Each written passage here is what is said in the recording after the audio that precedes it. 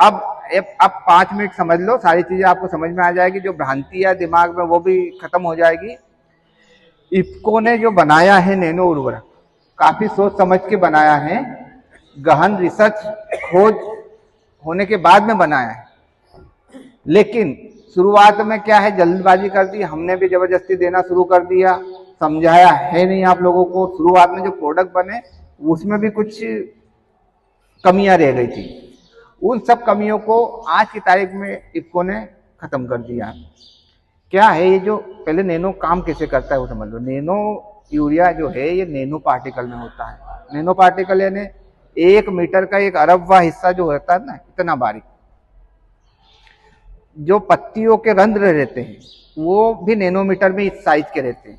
उस टूट के सब पत्तियों का भोजन टूटता है, उसका प्रोटीन, कार्बोहाइड्रेट जो भी सब टूटता है। जैसे अपना वेयर हाउस बना है, इसको तोड़ेंगे सब ईंट अलग हो जाएंगे, फिर नया वेयर हाउस बनाएंगे तो फिर वो ईंट काम में आ जाएगी।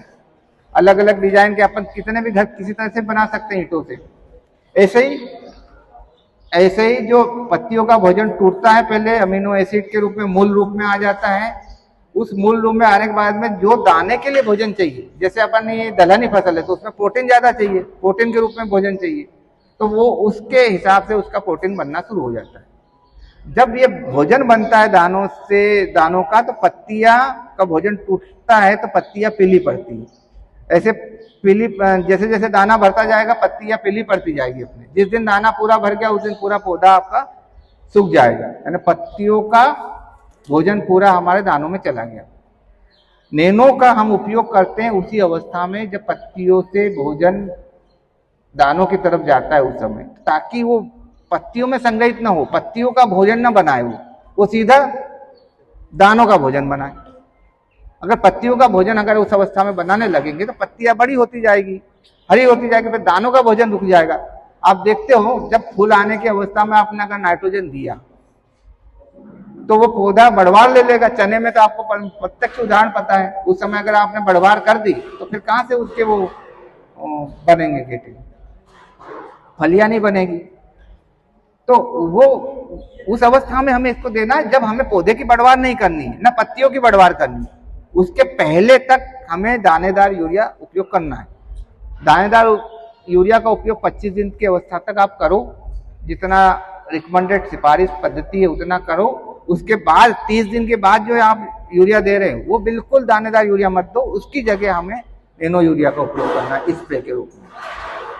40 दिन की अवस्था में आप सोयाबीन और दलहनी 90 दिन की फसल जो भी है उसमें 40 दिन की अवस्था में स्प्रे कर दो। गेहूं है थोड़ा सा ज्यादा अवधि का है तो इसको 50 दिन की अवस्था में एक स्प्रे कर दो, 60, 70 या 75 दिन की अवस्था में एक स्प्रे कर दो। बस हो गया, 2 स्प्रे कर दिए, पूरे नाइट्रोजन की पूर्ति हो जाएगी। आपका पौधे के लिए जो आवश्यक प्रोटीन बनना चाहिए दानों के लिए पूरा बनेगा, दानों का वजन बढ़ेगा, दानों की संख्या भी बढ़ेगी। फूलों में जो दाने नहीं बन पा रहे थे न्यूट्रिएंट के अभाव में वो भी दाने बनने लगेंगे। बस यही तो हमें चाहिए, दानों का वजन बढ़ाना, दानों की संख्या बढ़ाना, इसी से तो उपज बढ़ेगी, बाकी चीजों से क्या मतलब। तो ये इस तरह से काम करता है। ठीक, दूसरा नैनो डीएपी है। नैनो डीएपी एक 2 तरह से इसका उपयोग करते हैं। एक तो बीज उपचार के रूप में, अगर बीज उपचार के रूप में आपने किया 5 ml प्रति किलो बीज के हिसाब से उपचार करके बुआई कर दी तो इसका प्रत्यक्ष लाभ प्रभाव आपको दिखेगा। कैसे दिखेगा? पत्तियों की जो जड़ों की वृद्धि आपको अलग से दिखेगी सामान्य पौधे और उसमें।